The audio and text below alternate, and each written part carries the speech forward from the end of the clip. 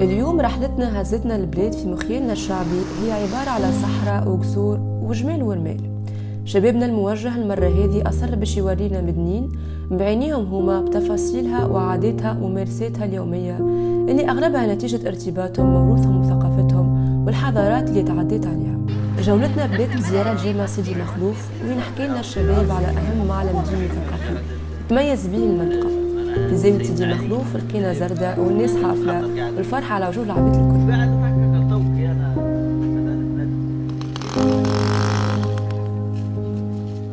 من بعد رينا السوق القديم متاع المدينة وين أسلافنا باعوا وشراو وحتى خزنوا الخير.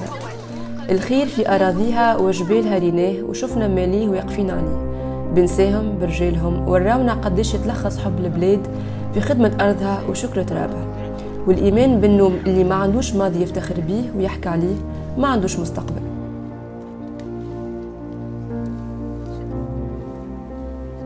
وعلى هذيك مشينا عشنا شوية من تاريخ مدنين وحاضرها مع عبيدها اللي كيما تحب الأرض تحب الفروسية وتعطي للحيوان القيمة اللي يستاهلها. ثم هذا سرج العرب حرج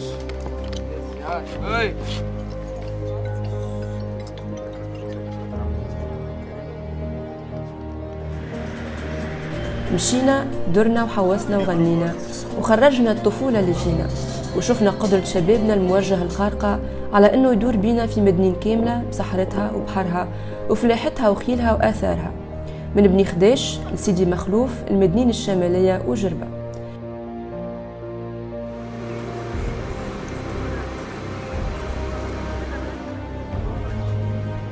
هذا الكل بحكاية وقصة مزيانة في وسط نشاط من أنشطة أحكيلي اللي من خلالها قدر شبابنا على إحداث التغيير في شباب مهنين بتحسين مهارتهم من جهة وبتعزيز انتمائهم لبلادهم ولتاريخهم.